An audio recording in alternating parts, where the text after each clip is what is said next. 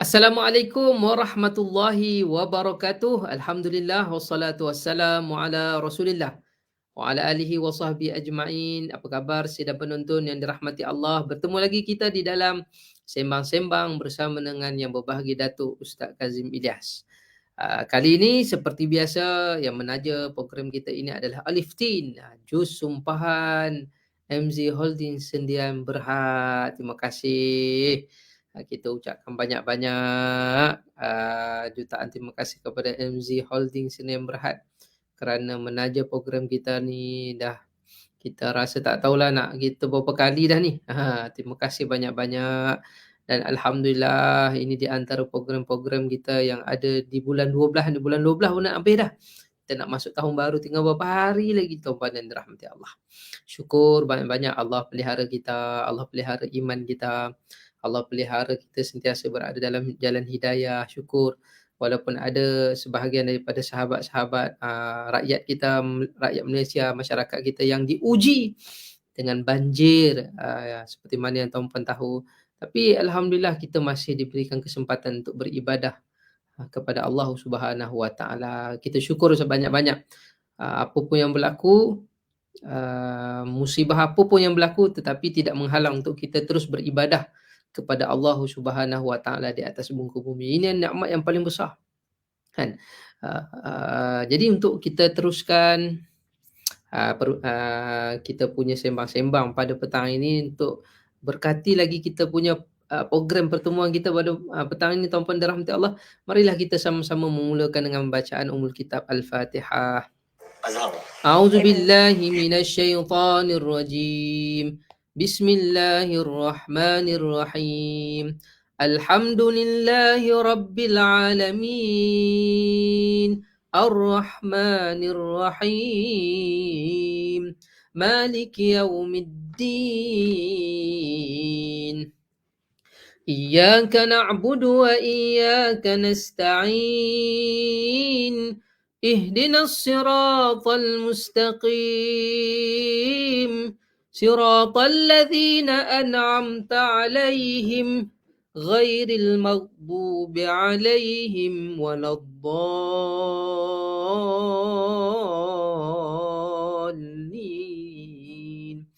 آمين آمين يا رب العالمين. بسم الله الرحمن الرحيم. قل هو الله أحد الله الصمد لم يلد ولم يولد ولم يكن له كفوا أحد. بسم الله الرحمن الرحيم. قل هو الله أحد الله الصمد لم يلد ولم يولد ولم يكن له كفوا أحد. بسم الله الرحمن الرحيم. قل هو الله أحد الله الصمد لم يلد ولم يولد ولم يكن له كفوا أحد. اللهم صل صلاة كاملة وسلم سلاما تاما على سيدنا محمد الذي تنحل به العقد وتنفرج به الكرب وتقضى به الهوائج وتنال به الغرائب وحسن الخواتيم ويستسقى الغمام بوجهه الكريم وعلى آله وصحبه في كل لمحة ونفس بعدد كل معلوم لك. اللهم صل وسلم وبارك على سيدنا Muhammad. Jadi insya-Allah seperti biasa kita teruskan dengan bacaan surah Yunus. Ayat yang ke-98 pula tuan-puan dirahmati Allah. Minta maaf. 98 kita dah baca. Kita masuk pada ayat yang terakhir. ayat yang terakhir surah Yunus, dan kita terus dengan surah Hud. Kita dah masuk surah Hud atau dirahmati Allah, alhamdulillah. Jadi saya persilakan yang berbahagia Datuk untuk memimpin bacaan kita pada petang ini. Dipersilakan yang berbahagia Datuk. Assalamualaikum warahmatullahi wabarakatuh. Assalamualaikum. A'udzu billahi minasy syaithanir rajim. Wa in yamsaskallahu bidurrin fala kashifa lahu illa hu. Dan jika Allah menimpakan sesuatu bencana kepadamu, maka tidak ada yang dapat menghilangkan kecuali Dia. Wa in yuridka bi khairin fala radda li fadlih. Maka tidak ada yang dapat menghilangkannya kecuali Dia. Yusibu bihi man yasha'u min ibadih. Dan jika Allah menghendaki kebaikan bagi kamu, maka tidak ada yang dapat menolak kurniaannya, dan Dia memberikan kebaikan kepada siapa sahaja yang Dia kehendaki di antara hamba-hambanya. Wa huwal ghafurur rahim. Dialah Allah yang Maha Pengampun lagi Maha Mengasihani. Qul ya ayyuhan nasu qad ja'akumul haqqu min rabbikum. Katakanlah, wahai Muhammad, wahai manusia, telah datang kepadamu kebenaran Al-Quran daripada Tuhanmu. Faman ihtada fa innama yahtadi li nafsih. Maka barang siapa yang mendapat petunjuk, maka sebenarnya petunjuk itu untuk kebaikan dirinya sendiri. Wa man dhalla fa inna yadhillu 'alaiha. Dan barang siapa yang tersesat, sesungguhnya kesesatannya itu akan membinasakan dirinya sendiri. Wa ma ana 'alaikum biwakil. Dan aku bukanlah pemelihara dirimu. Wattabi' ma yuha ilaika wasbir hatta yahkum Allah.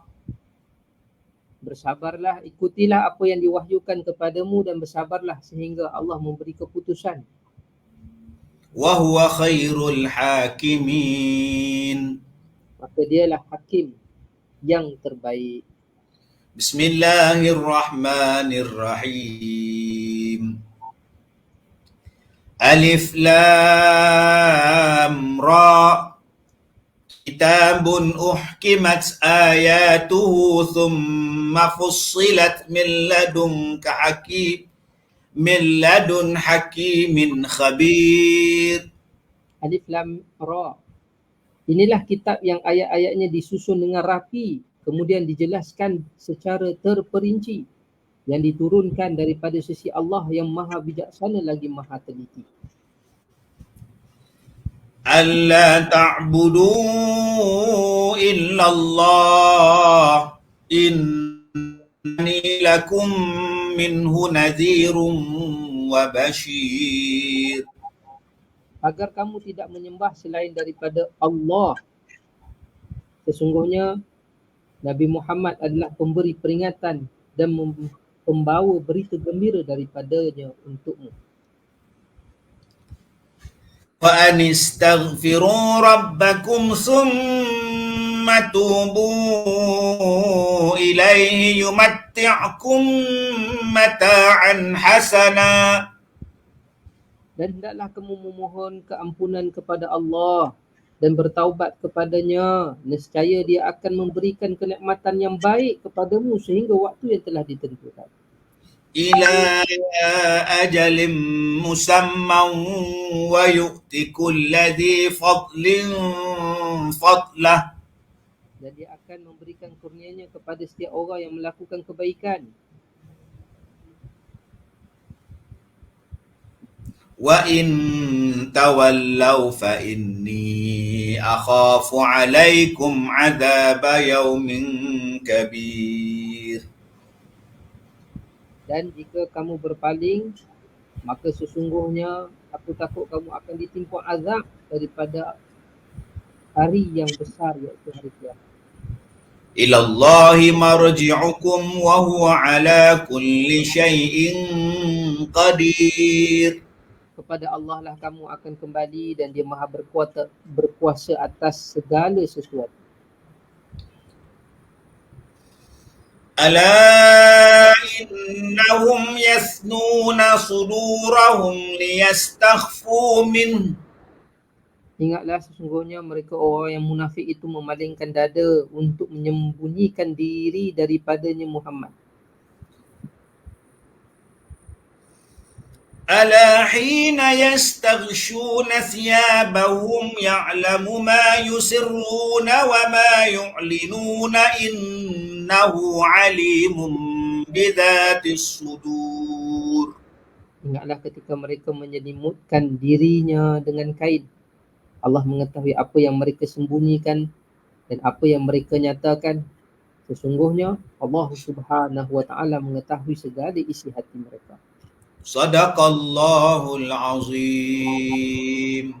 Alhamdulillah, sadaqallahul azim. Dapat kita bersama-sama mentadabbur dan membaca surah Yunus, dan di awal surah Hud sebentar tadi tuan-tuan dirahmati Allah.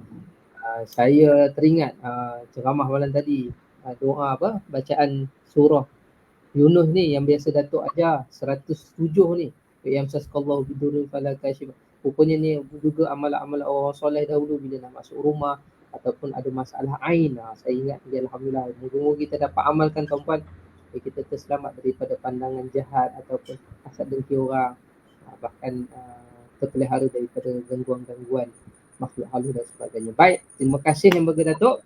Jadi tuan-tuan dirahmati Allah, kita teruskan. Suara Ustaz Ahmad, berapa clear Ustaz Ahmad? Tak clear?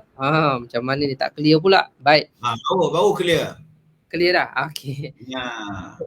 Minta maaf. Okey, baik tuan-tuan dirahmati Allah, kita teruskan. Jika ada soalan, tuan-puan boleh terus di bahagian ruang komen kita santai-santai bersama dengan Yang Bahagia Datuk pada petang ini tuan-puan, bersama dengan Jus Sumpahan. Terima kasih Aliftin MZ Holding Sendian Berhad kerana menaja program kita pada petang ini. Putri Akla kata lain, tak berapa nak clear, lain sangkut-sangkut. Suara Ustaz Ahmad kurang jelas. Sekarang dah jelas ya. Saya harap jelas lah tuan-puan dirahmati Allah Subhanahu Wa Taala. Baik, kita teruskan soalan yang pertama. Ada yang tanya Yang Bahagia Datuk. Tadi baru saya dapat soalan ni. Perlu ke seseorang itu dia berlebihan dalam cemburu ataupun langsung tak perlu langsung? Adakah cemburu ni perlu ataupun tak perlu langsung? Padahal fitrah manusia itu memang ada sifat cemburu. Sama ada seorang suami cemburu terhadap isterinya cemburu pada suaminya. Sebab orang tua kata cemburu tu tandanya sayang. Betul ke Yang Bahagia Datuk? Dipersilakan Datuk. Baik, cemburu kena ada, yang salahnya cemburu buta. Baik. Cemburu ialah satu perasaan yang Allah Ta'ala berikan sebagai sifat kemanusiaan. Binatang yang tak ada cemburu ni babi. Babi dia tak ada cemburu, dia tak ada jealous. Sebab tu binatang yang tiada kesetiaan ialah babi. Hari ni dia main dengan orang lain, besok dia main dengan orang lain, dia tak kisah pun. Kalau power dia pun, babi betina tu nak main dengan babi jantan lain pun dia buat bodoh ya. Itu jenis babi. Tapi ayam jangan, kucing jangan. Power dia tu. Itu kemanusiaan, sifat kemanusiaan tu pun ada.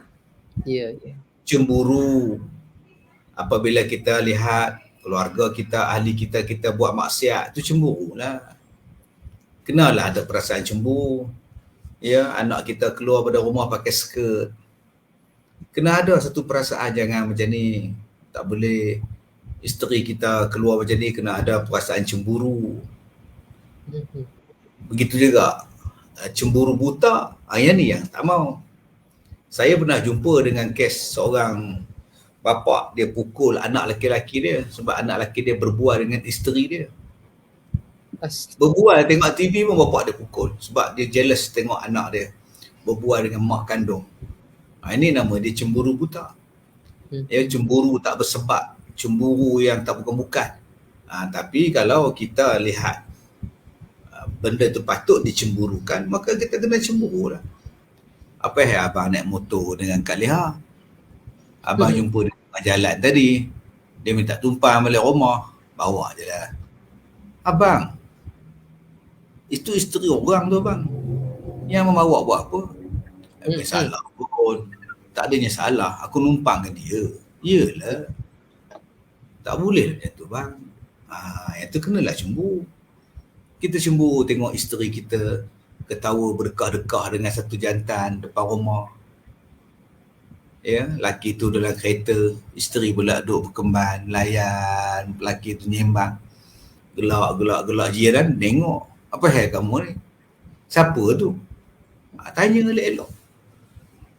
Tak boleh macam ni, abang tak boleh tengok. Dengki, cemburu macam tu kena ada. Itu cemburu suami isteri, anak beranak, mak bapak. Cemburu yang kedua ni, cemburu saya pada Ahmad. Cemburu saya pada Ahmad yang membawa kepada hasad. Tengok Ustaz Ahmad handsome, tengok orang dia tegak, putih, kencing manis tak ada, kencing tawar tak ada, semuanya sihat. Maka saya pun cemburu. Secemburu pada kejayaan Ahmad, maka saya datangkan kepada dia macam-macam musibah, fitnah dan sebagainya. Ini cemburu yang membawa kepada dosa. Jadi perhatikanlah cemburu-cemburu. Allah Ta'ala pun cemburu juga. Ya. Allah Ta'ala dah offer pada kita syurga. Tiba-tiba ada orang yang memilih neraka. Allah cemburu juga. Aku bagi syurga, kau tak nak, kau pilih neraka. Ini pun bentuk cemburu juga. Pelbagai jenis bentuk cemburu. Baik. Menarik sebenarnya tuan-puan dirahmati Allah. Jadi kita cerita bab cemburu ni. Ni kalau cerita 2 jam pun tak habis lagi ni. Cemburu ni banyak. Ada yang tanya Ustaz, kalau suami tu 24 jam dengan phone, boleh ke kita cemburu dengan suami tu? 24 jam. Cemburu dengan handphone. Saya teringat Datuk, ada soalan dulu awal-awal dulu PKPM bila semua duduk kat rumah. Sampai ada satu orang isteri tu, dia tanya dekat PM tengah berucap waktu tu, Perdana Menteri kita sebelum ni, ex Perdana Menteri. Bila dia berucap, yang si isteri tu dia tanya, PM ada kerja lebih tak? Saya risaulah, suami saya 24 jam dengan game, dengan phone. Saya takut mata dia buta. Jadi eloklah kalau dia jadi frontliner, dia kata. Ini macam mana Datuk? Yalah. Kalau di negara lain Ustaz Ahmad, ya, Datuk, media sosial seperti Facebook dan sebagainya, orang sana menggunakan benda ni sebagai suka-suka je. Tapi di Malaysia, mereka menggunakan benda ini sebagai gila-gila je guna. Itu beza itu. Gila-gila punya pakainya. Dah jadi satu cara hidup. Berbeza dengan di tempat lain. Tempat lain ni, dia benda-benda media sosial ni untuk isi masa lapang. Tapi kita di Malaysia ni 24 jam dalam tandas membawa media sosial. Atas katil nak tidur pun main handphone lagi. Bawa kereta pun main handphone lagi. Jadi macam mana isteri tak cemburu, suami tak cemburu? Ya. Okay? Suami tak cemburu macam mana? Bila nak baca WhatsApp, suami isteri tak lagi berdekat pula bisik-bisik. Kan? Cakap pula bisik-bisik. Suami pun jealous, isteri pun cemburu, syak. Dia tembus syak. Kamu cakap dengan siapa? Tak ada apa. Bila lalu je terus padam handphone. Bila lalu je dekat-dekat padam handphone. Jadi itu menimbulkan satu bentuk kecemburuan, kesyakan. Jadi kalau bolehlah depan suami kita, depan isteri kita, handphone lah, jauh-jauh handphone tu. Layanlah orang tua tu. Layanlah isteri kita. Itu lebih berfaedah. Layanilah orang yang dekat. Orang yang jauh kita tak nampak. Biarlah orang lain layan dia. Tapi suami kita, kalau orang lain layan, kita marah. Baik kita layan suami kita. Kalau suami kita melayan orang lain pun kita marah. Baik kita layan suami kita. InsyaAllah masing-masing melayan. Janganlah kita menghabiskan terlalu banyak masa untuk melihat laman-laman di media sosial, baik TikTok, Facebook dan sebagainya. Baik tuan-puan dirahmati Allah. Jangan didoa pula mata si suami tu buta pula tuan-puan. Habislah Ustaz tak boleh guna mata tu pula ya. Okey, baik, benda boleh uruskan dengan baik tuan-puan dirahmati Allah. Lagi-lagi gadget di tangan ni. Kadang-kadang kita tengok sibuk dengan gadget ni, anak pun tak dilayan. Itu kesianlah. Baik, ada yang cemburu pula bila Datuk tak menyanyi. Itu lain pula ya. Ada yang cemburu juga Datuk sebab Datuk banyak peminat. Lain pula tu pula. Macam-macam. Ada yang minta lagu Ben Laden. Sila Datuk. Saat ini aku rindu biarpun kau ada di depanku saat-saat begini terluka hatiku. Cukup lagu tu. Ku benamkan saja di jiwaku. Saat ini kau dan aku hanya diam dan terus membisu sebab rasa dadaku kau buat begitu. Kau ucapkan aku sayang padamu. Kadangkala dapat ku rasakan hadirnya diriku tidak diperlukan. Rasa duka mencengkam di jiwa. Ku nanti jawaban, katakanlah sayang. Okey Ustaz Ahmad, cukup. Katakanlah sayang ya, Masya Allah. Baik, seterusnya soalan daripada Cihai Kasih. Cihai Kasih. Okey, baik. Apa perbezaan solat sunat subuh dan solat sunat Cahaya fajar? kot, cahaya. Cihai. Oh salah, cahaya. Astagfirullahalazim. Hai, lain macam baca ni. Astagfirullahalazim. Kena masuk kelas jawi balik saya ni. Lama tak baca jawi tuan-puan. Cahaya, ya Allah, cihai jauh sangat tu. Astagfirullahalazim. Ustaz Ahmad jawab soalan Ustaz Ahmad. Silakan Ustaz Ahmad. Ya, ya. Solat sunat subuh, solat sunat fajar ni sama tuan-puan dirahmati Allah. Hadis dia khair salatus sunatil fajri khairu minad dunya wa ma fiha. Tu hadis dia. Solat sunat subuh, solat sunat fajar samalah tu. Lebih baik daripada dunia dan seisinya. Okey, baik. Waktunya adalah selepas azan subuh sebelum solat fardu subuh. Di antara tu kita boleh solat. Okey, baik. Lani kat Facebook ilmu tak putus-putus tak sampai ke malam. Itulah yang temu dengar Wahid Hamid. Oh hebat. Subhanallah. Moga-moga banyaklah kebaikan yang kita dapat daripada ceramah-ceramah agama, majlis-majlis ilmu yang ada di Facebook ni tuan-puan rahmati Allah. Okey, baik. Kalau yang tu tak adalah kita nak cemburu kan sebab kita tahu kawan-kawan kita ataupun pasangan kita tu dengar ceramah. Yang cemburunya dengar ceramah tapi tak solat pula. Tu kita kena cemburu tuan-puan. Ada yang kes Datuk, ada yang mengadu, suami saya tu Ustaz selalu dengar ceramah kat Facebook. Tapi solatnya enggak juga. Tak juga kan. Jadi salah pula kan. Dia dengar ceramah apa Macam mana tu?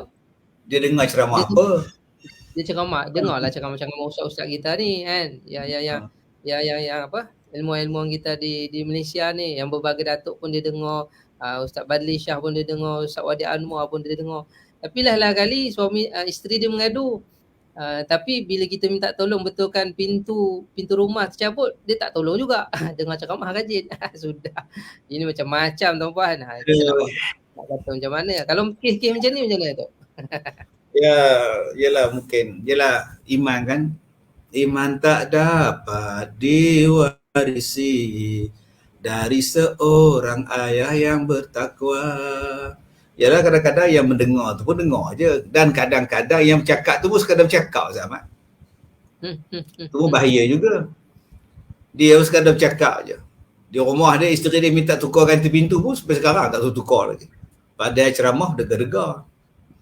Sama je Zaman. Ini semua cabaran keimanan, cabaran setakat mana kita nak beramal dengan apa yang kita sampai dan setakat mana yang kita nak beramal dengan apa yang kita dengar. Di situlah penilaian dia. Atamuruna an-nasa bil birri wa tansawna anfusakum wa antum tatlunal kitab. Apakah patut kamu suruh kamu orang lain buat baik tapi kamu sendiri lupa akan diri kamu sendiri. Itu penyakit kita juga. Jadi saya sebagai seorang penceramah, saya takkan kata pada pelajar ni, mungkin kegagalan saya mendidik menjadikan dia gagal untuk mengaplikasikan dalam kehidupan dia. Jadi saya yang gagal, Ustaz Ahmad, bukan dia. Mungkin saya tak sampai lagi pengajaran saya untuk mengubah apa dia. Jadi bagi saya yang salah, bukan orang tu yang salah. Saya yang gagal mendidik dia. Wallahu a'lam. Wallahu alam. Baik, terima kasih yang bagi Datuk. Uh, sebab itu tuan-puan dirahmati Allah, apapun yang kita dengar, kalau perkataan itu benar dan benar pula perkataan itu daripada Rasulullah dan ayat Al-Quran. Jadi penilaian kita sebagai orang yang mendengar, beramallah dengan apa yang benar itu. Itu lebih baik. Okey, seterusnya kita raikan soalan yang daripada Asma Ismail. Ustaz, apakah doa yang harus diamalkan untuk mengelakkan hasad dengki orang kepada kita? Qul a'udzu birabbin nas. Ya. Qul a'udzu birabbin nas, qul a'udzu birabbil falaq. Kan dalam ayat tu ada min syarril waswasil khannas allazi yuwaswisu fi sudurin nas minal jinnati wan nas. Pada kemudian surah yang lain, qul a'udzu birabbil falaq min syarri ma khalaq wa min syarri izin sidah izin idza sidin idza hasad. Itu dua surah ni yang suruh dibaca untuk mengelakkan daripada gangguan dan kejahatan manusia. Amalkan selalu, insya-Allah. InsyaAllah. Terima kasih yang bagi Datuk. Hamizah Hamid. Assalamualaikum Ustaz. Waalaikumsalam. Saya nak tanya macam mana kita nak qada solat-solat lama yang kita tinggalkan. Memandang kepada siang hari terikat dengan komitmen kerja. Hamizah Hamid. Ya, jadi qada kena qada. Ya, qada kena qada. Tak ada excuse lah. Melainkan kalau kita dah nyanyuk ke apa ke, gila ke, koma ke, tu lain cerita lah. Jadi kalau siang kita komitmen dengan kerja, kita ada Sabtu Ahad cuti. Qada kan. Tapi Sabtu Ahad cuti Ustaz, tapi kalau kahwin kainkan siakak, tinggalkan siakak dulu, qada dulu. Dan yang kedua, kita boleh qada pada waktu malam. Lepas sembahyang maghrib, sementara nak masuk isyak, kita qada sembahyang boleh. Ya, nak 1000 daya, tak nak 1000 dalih, insyaAllah. Baik, terima kasih yang bagi Datuk. Ini ada lagi soalan ni. Soalan ni pun menarik juga. Jadi bagaimana kita nak berhadapan dengan suami ni, dia sibuk nak buat soleh sendirilah. Yang bagi Datuk sebelum ni pun Datuk ada sampaikan satu perkara berkaitan dengan soleh dan musleh ni kan. Asyik nak perbaiki diri je, tapi isteri anak-anak tak baik juga. Dia tak ada ciri yang lagi satu tu, musleh, memperbaiki orang lain juga, terutamanya ahli keluarga. Ku anfusakum wa ahlikum nara.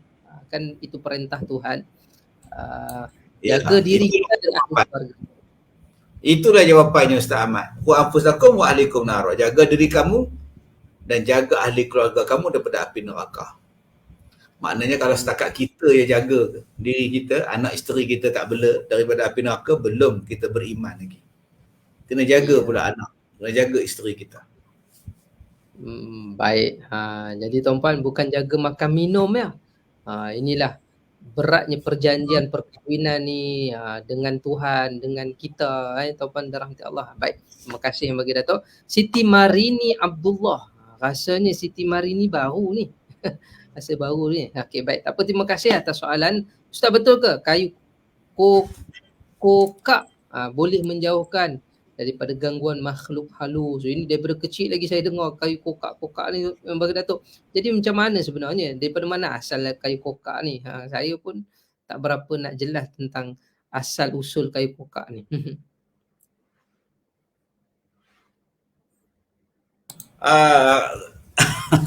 Kayu kokak ni, saya mula mendengar cerita tentang kayu kokak. Bukan kayu kokak, kayu kokak. Kokak, ya, baik. Bukan kokak tu gigit. Gigitnya oleh tim ni, kokak tu zombie, nama dia kokak. Dia tokaknya, tu bahasa orang Kedah, bahasa orang Kuala Kangsar. Kokak, dia bukan kokak, kayu kokak. K-O-K-K-A, kokak. Siti Marini, oi. Bukan kayu kokak, kayu kokak. Saya dengar cerita tentang kayu kokak ni pada tahun 2004, 2003 Ustaz Ahmad. Lama dulu. Lama dulu. Waktu tu saya pergi buat umrah, ada orang jual kayu koka. Penatang apa? Ni Coca-Cola ke penatang apa? Rupanya dia kata kayu koka ni ialah kayu yang buat bahtera Nabi Nuh. Dia jadi ubat lah apa semua ni. Jadi saya pun tak tahu. Mahal lah kayu koka, masa tu jual tasbih kayu koka. Jadi dia kata boleh menghalaukan jin lah, setan lah, boleh nyembuh penyakit lah. Ini kata-kata orang yang menjual kayu tu Ustaz Ahmad. Ya. Dia jual tasbih. Dia katalah kelebihan dia. Jadi tak payahlah kita percaya. Tinggalkanlah, abaikanlah. Tak betul, tak betul. Kapal Nabi Nuh buat dengan kayu koka, kita pun tak tahu. Ini semua tak lebih daripada promosi, iklan, produk saja Ustaz Ahmad. Baik tuan-puan dirahmati Allah. Jadi hati-hatilah. Apa pun berhati-hatilah. Sebab kadang-kadang ada unsur bisnes dan sebagainya. Kalau dulu, zaman dulu saya pernah dengar Datuk, orang sanggup buat hadis palsu, Al-Bazinjan, Syifa'u min kulli da'. Terung, syifa apa? Penyembuh pada segala penyakit. Biasa kita dengar habatus sauda, tapi dia tukar-tukar. Asalnya tujuannya untuk menyebelahi bisnes dia pula. Macam-macam tuan-tuan. Apa pun berhati-hatilah. Wallahu a'lam. Terima kasih yang bagi Datuk. Seterusnya kita ada yang tanya Datuk, berkaitan dengan betul ke ada hadis ataupun biasa kita dengar cerita tentang dan kadang kita pernah tengok di drama pula isu berkaitan dengan tanda-tanda kematian 100 hari, 40 hari. Itu adakah dia punya cerita dia sebenarnya Datuk? Tak tahu mana datangnya. 100 hari, 40 hari. Tak tahu Ustaz Ahmad. Saya dengar cerita mati-mati ni tahun 98. Dia meletak stikernya dekat masjid-masjid. Waktu 98 tu Ustaz Ahmad baru umur 4 tahun. Ya Ustaz Ahmad? Ya Datuk. 4 tahun? 8, 4, 5 macam tu lah Datuk. Lebih kurang. Saya tengok banyak tampil dekat masjid-masjid. Apa kejadah benda ni? Mana hadisnya? Ini tak tahulah, tak payah lah. Tak payah dengar lah 100 hari. Siapa nak ngira 1 hari? Mana dia tahu dia nak mati 1 hari? Dia tak payah. Nah, tak payah. Tak kita banyak benda lain kita boleh fikir. Ya, Sa'dih Arif minta lagu Sudirman. Pernah dulu ku fikirkan tanpa cinta tak mengapa, bila kau pergi ku rasakan sunyinya di hati, baru kini ku tahu nilai cintamu. Ku renungi gambarmu, ku baca surat-suratmu, namun pedihnya ku terasa tanpa kau bersama. Ku harap di kau pun begitu jua. Kini aku mengerti, hanya engkau pelita hati. Semua yang kau korbankan hanyalah untukku. Akan tetap ku kenang kasihmu terhadap diriku. Janji untuk bersama sehidup semati. Okey, Ustaz Ahmad. Itu lagu Sudirman Ustaz Ahmad. Di manakah nilai cintamu? Baik, syahdu katanya Azarida Ramli. Masya Allah, tuan-tuan dirahmati Allah. Besar makna daripada lagu-lagu yang kita dengar ni. Sebenarnya lagu-lagu lama ni dia teratur dan lirik dia sangat menyentuh jiwa. Mungkin atas pengalaman masing-masing lalu diadaptasi melalui lagu kot saya rasa ni kan. Kadang-kadang terkena juga dekat kita juga kan, bila kita baca, kita dengar balik kan. Subhanallah. Baik, terima kasih. Ustaz, betul ke Imam Mahdi sekarang dah ada? Dia tanya ni.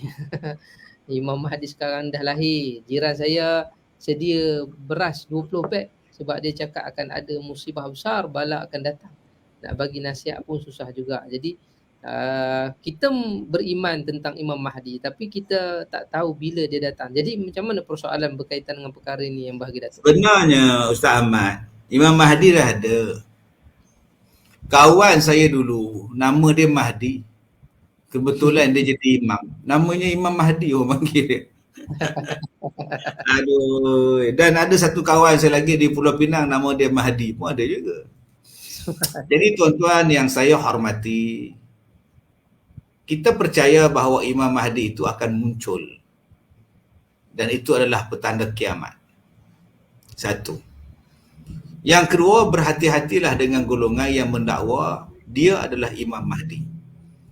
Sebab akan ramai mendakwa dia adalah Imam Mahdi. Yang ketiga, kita kena ada persiapan dalam kehidupan kita. Macam banjir baru ni Ustaz Ahmad. Ya. Kita langsung tak ada persiapan. Tak ada persiapan. Tiba-tiba datang mengejut. Makanan tak ada dalam rumah. Bot tak ada dalam rumah. Biskut pun tak ada dalam rumah. Bila banjir datang, naik atas bumbung. Nak makan apa? Sebab tu kita kena prepping. Prepping ni kita buat. Dan selepas berlaku saja banjir besar, saya rasa masyarakat kita di Malaysia sudah mula menyediakan beg. Dalam dia ada kotak makanan yang tahan lama, ada lampu suluh, ada selimut, ada ubat-ubatan, sementara nak tunggu bantuan penyelamat tiba. Dan kita kena ingat pada saat sekarang, kita bantu kita. Nak harap orang lain jaga ni payah sikit lah. Minta kebenaran sana, minta birokrasi sini, dapat kelulusan baru boleh masuk bagi bantuan. Elok dah mati orang baru nak datang, macam mana? Kan? Jadi kita kena buat persiapan. Begitu juga persiapan tentang menanti Imam Mahdi misalnya. Tak suruh pun sediakan makanan. Sebab kita duk sedia 20 kapik beras makanan, kita yakin kita nak hidup? Ya. Tidak itu kita dah mendahului kuasa Tuhan. Sekadar nak simpan 2-3 beg silakanlah, sampai 20 beg ni ibadat dah, ni nak ke darah nama dia. Jadi kita ada juga hadis-hadis Nabi yang menyuruh kita menyimpan makanan sekadar beberapa tempoh. Tetapi jika kita tengok kepada musibah yang besar, pihak pemerintah kena cerdik dalam nak menyediakan makanan. Kita kena belajar daripada kisah Nabi Yusuf alaihi salam. Ya. Kisah Nabi Yusuf alaihi salam yang menyimpan makanan selama 7 tahun untuk kemarau 7 tahun akan datang. Maknanya tak salah kita buat prepping macam tu. Ya. Cuma kita kena belajar teknologi Nabi Yusuf, macam mana dia menyimpan makanan untuk 7 tahun. Campur 7 tahun, maknanya 14 tahun. Dia bekerja, simpan, makan sikit. Simpan, makan sikit. Simpan, makan sikit. Maknanya 7 tahun. Selepas tu datang pula kemarau 7 tahun. Maknanya 14 tahun. Subhanallah. Macam mana dia boleh simpan makanan 14 tahun? Ya. Kita sekarang ni ada kontena sejuk beku boleh tentu lagi. Ya. Jadi ni jangan kita mendakwa bahawa kita sekarang moden. Nabi Yusuf lagi moden. Macam mana dia boleh simpan gandum-gandum dengan tangkainya dalam tanah ke apa benda ke. Jadi pihak pemerintah kena melihat benda ni. Saya lihat di negara China, mereka dah standby beras Ustaz Ahmad 50 juta tan. Mereka beli dan mereka borong beras dari seluruh dunia, baik dari India, Myanmar, dari Thailand, dari Kemboja. Mereka dah dapat dah 50 juta tan beras untuk rakyat mereka. Kita tak tahu di Malaysia ni apa benda yang kita simpan untuk makanan. Dahlah padi-padi ditambak menjadi projek perumahan. Okey. Pertanian tak dimajukan. Ya. Tanah-tanah pertanian makin berkurang. Yang sibuk nak buka ialah kilang. Kemudian kita panggil pula tenaga asing main kerja. Dah lah makanan makin berkurang, buat mari pula kuat-kuat, buat puak-puak yang kuat makan pula. Bila jadi musibah, apa yang akan jadi pada kita? Kita hanya mengimport makanan dari China, dari negara-negara Asia yang lain. Kalau negara tu tak ada makanan, apa yang kita buat? Jadi sepatutnya kita belajar daripada kisah Nabi Yusuf alaihissalam. Bagaimana Nabi Yusuf menyuruh rakyatnya bekerja, menyimpan makanan untuk menghadapi kesusahan yang akan datang. Macam sekarang kita menghadapi kesusahan. Kalau banjir seluruh negara, pertanian rosak, padi semua rosak, nak makan apa? Jadi kena ada balik sistem. Lupakanlah sistem sukan, menghabiskan berbilion-bilion untuk sukan, tak ada faedah langsung sukan. Sekadar menggalakkan sukan untuk sihat sudah, bukan sukan untuk pertandingan. Nak beria-ia, nak hantar Olimpik lah, SEA Games, Commonwealth Games, tak payah. Buang masa ya benda ni. Hentikan segala pembinaan bangunan tinggi-tinggi. Buang masa ya, tak ada keuntungan pada rakyat. Gunakan masa, gunakan tanah, gunakan kederat yang ada. Simpan stok makanan untuk keperluan bila mendesak. Seperti mana Nabi Yusuf membuat persiapan. Yang keempatnya, kita menghadapi persiapan dengan iman. Bukan dengan makan semata-mata. Menanti Imam Mahdi dengan iman. Supaya mudah-mudahan kita boleh menjadi tentera Mahdi. Sama-sama berjuang pada jalan Allah Subhanahu Wa Taala. Wallahu a'lam. Wallahu a'lam. Masya-Allah, tuan-tuan dirahmati Allah. Itu yang lebih utama yang perlu kita lihat.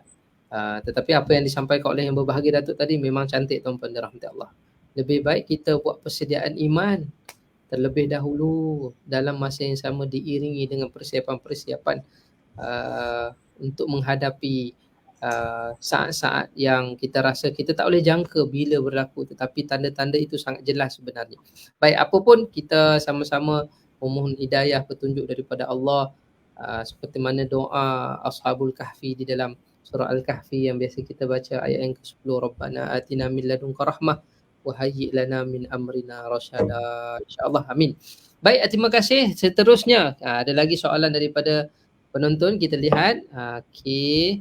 Saya risau kalau satu masa nanti cuma tinggal makanan palsu, beras plastik, sampah, daging kultur, sayur plastik. So dari awal buat persiapan, kalau ada lebih bolehlah bantu orang. Itu salah satu tujuan buat prepping tu. Tapi banyak orang beranggapan buat prepping ini susah, sia-sia. Agama juga ajar kita buat persiapan.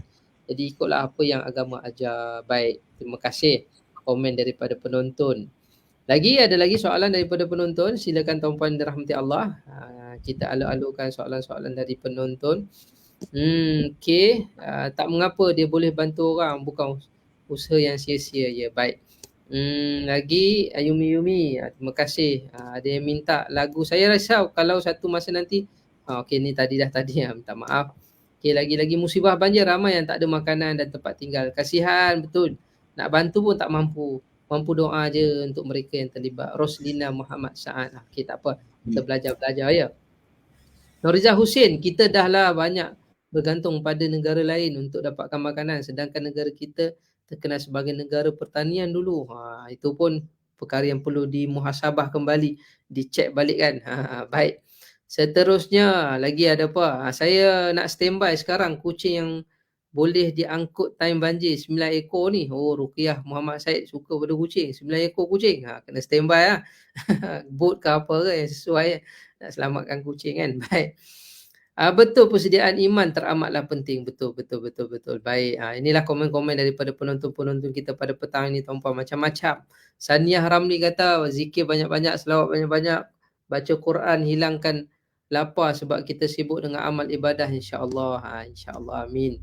Baik, ada lagi soal komen. Okey, Syahwang, kalau Ustaz Kazim tak kasih lagu, Ustaz Ahmad ada tak nyanyi untuk Ayumi?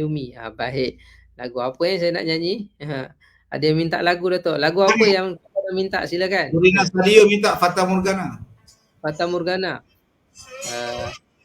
Sabar menempuh jalan, tetapkan iman di hati, yakinkan janji Tuhan, syurga yang sedia menanti. Imanlah penyelamat, Dunia penuh pancaroba, hidup akhirat kita kekal bahagia. Pulanglah pada Tuhan, cahaya kehidupan, syarat bahagia di dunia, akhirat kekal bahagia pada Allah. Allah. Okey, baik. Ada yang minta lagu Ibu petang-petang ni yang bagi Datuk. Dah selalu kita nyanyi lah. Baik. Lagi ada tak lagu? Ada yang nak minta lagu lagi ke? Saya doakan yang bagi Ustaz dan Ustaz Ahmad. InsyaAllah sihat walafiat. Amin. Terima kasih. Ada yang minta lagu Rayuan Maut tadi. Ain Temasik. Rayuan Maut ya. Silakan Datuk. Sungguh tiada kuduga di kau insan yang selalu kupuja. Okey, cukup. Ya, tak boleh banyak. Tak boleh banyak ya Datuk. Dia minta lagu manis, lemak manis. Lemak manis ni saya dah praktis Datuk. Sila.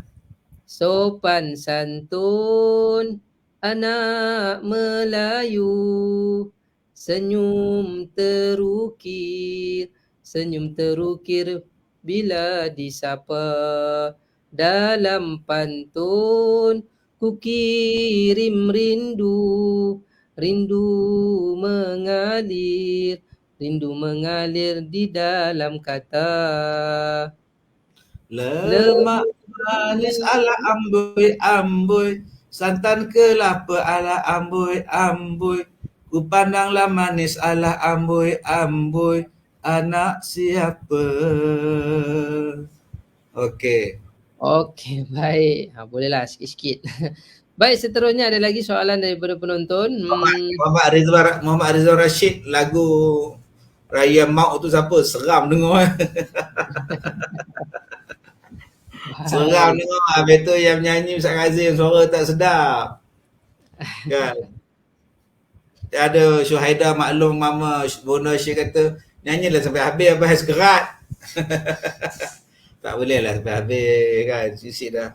Sungguh tiada kuduga di kau insan yang selalu kupuja. Okey, setakat tu syukurlah. Sama tak ada lebih-lebih. Siapa nak baik. Daripada Fadilah Darus, saya ada soalan berkaitan dengan wakaf. Contohnya wakaf buku, kitab agama. Umum kita mengetahui bahawa pahala akan terus mengalir selagi ada orang yang membacanya. Tetapi bagaimana jika buku dan kitab tersebut tidak digunakan? Walaupun diletakkan di surau, adakah pahala masih terus mengalir? Bagi saya Datuk, soalan ni sebenarnya kadang-kadang yang saya pernah jumpa tanah pun ada yang tak digunakan. Dia wakaf tapi pun tak digunakan. Bahkan hari tu saya jumpa ada rumah yang buruk, lepas tu rumah ada tanah yang luas tapi pun tak digunakan. Jadi macam mana persoalan pahala tu tadi yang bagi Datuk? Yang pertama kita dah dapat pahala niat. Kan? Yeah. Yang kedua, bila kita letakkan kitab-kitab di surau masjid dan kitab tu dibaca dalam pengajian misalnya, ilmu tu diamalkan. Itu maksud ilmu yang dimanfaatkan, bukan kitab tu. Ya. Jadi bila orang ada baca kitab tadi dan dia amalkan hasil daripada pembacaan, kita dapat pahala juga. Itu maksud dia. Boleh faham tak? Bukan tiap-tiap kali orang baca baru nak dapat pahala. Tak. Orang dah baca dah, orang duk amal ilmu tu, orang duk pakai. Dengan sebab kita letak di situ, kita wakaf, orang baca, orang duk amal, kita dapat pahala. Satu. Berkenaan dengan tanah wakaf. Sebab itu kita nak wakaf tanah ni, tengoklah sama ada orang tu mampu ataupun tidak memajukan tanah tu. Ya. Sekadar nak wakaf lah, tapi apa? Apa dapat? Wakaf dekat masjid biar tumbuh lalang. Buat apa? Cari orang yang boleh majukan. Sebab tu kita di Al-Barakah ni Ustaz Ahmad, apa tanah orang wakaf, kita majukan. Jadi kita cuba majukan, tapi jaranglah orang wakaf dekat kami ni. Kita sini banyak orang jual lah. Wakaf tu ada lah, tanah 1-2 lot. Itu pun tanahnya, ya Allah, nak tambahnya boleh beli 4 lot pula. Kan? Jadi kita tak nak lah nak mensia-siakan wakaf orang, sebab kita nak pahala dia berjalan. Jadi saya menyeru pada tuan-tuan, nak wakafkan pada orang yang boleh memajukan tanah tadi. Macam sekarang kita nak buat tanah kita di Sungai tu, Ustaz Ahmad. Sekarang saya hantar engineer saya dengan konsultannya untuk menilai tentang banjir, boleh ke banjir ke, peluang untuk banjir macam mana. Sekarang mereka sedang berada di Sungai untuk melihat tanah tu. Jadi kalau yalah, kita tengoklah apa kata engineer, apa kata arkitek, apa kata konsultan kita, sama ada sesuai tak sesuai untuk dijadikan pondok.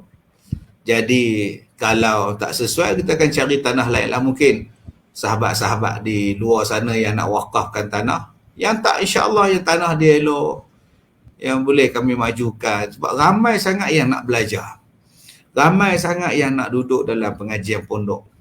Jadi semua masalah saya ialah tak ada tanah yang luas dalam 6 ekar, 10 ekar. Kalau ada sekaligus kita buat kompleks, Ustaz Ahmad, kita buat perkampungan Al-Barakah.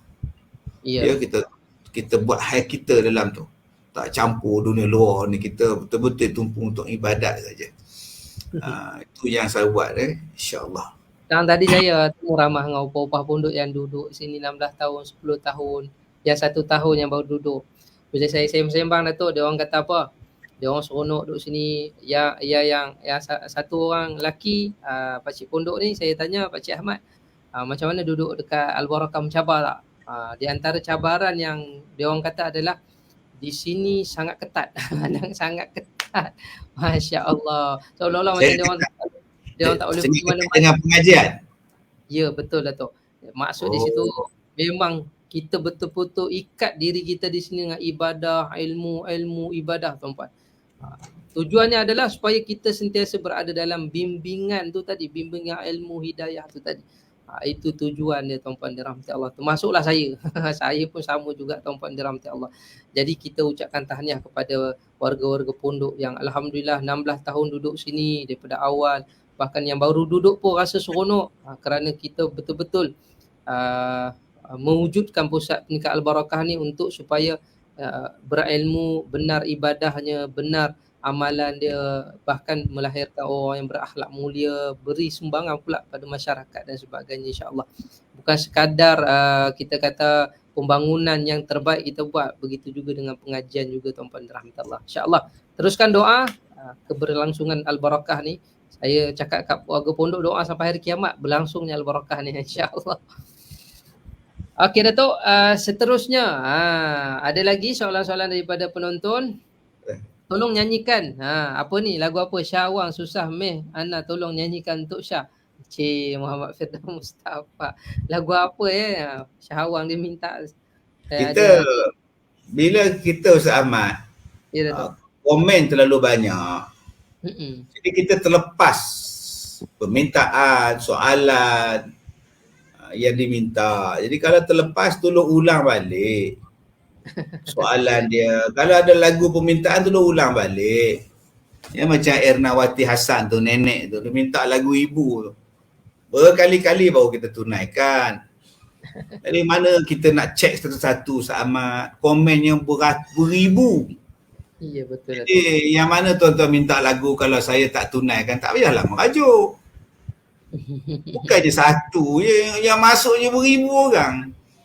Jadi bila soalan ataupun permintaan tuan-tuan terlepas ke atas, maka saya tak dapatlah nak scroll ke bawah balik kan?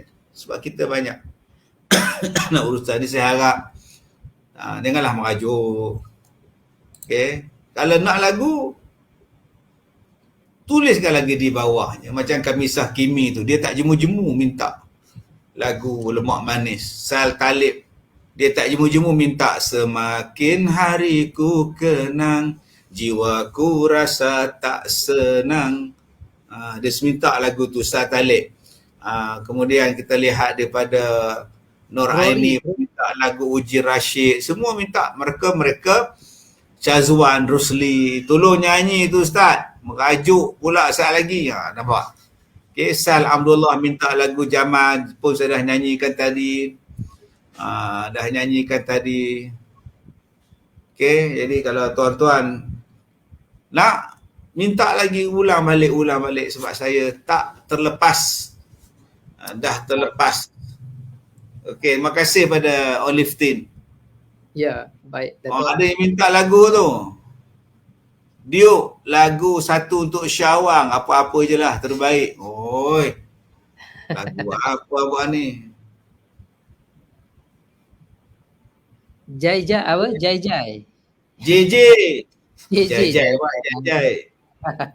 JJ Datuk. JJ. Sama kan. Berputar-putar memberikan kata-kata, hanya linangan air mata yang menitis pada bayangan di angin, lalu membisikkan kata rindu bayangan. Apalah yang hendak ku kata, sudah suratan takdir menentukan. Oh, inilah ragam manusia, manis di bibir, pandai bermain lidah. Itu lagu JJ Ahmad. Jai. Ustaz Izu telah pun sihat, alhamdulillah. Ada naik bersika semalam, terus sihat Ustaz Izu, alhamdulillah.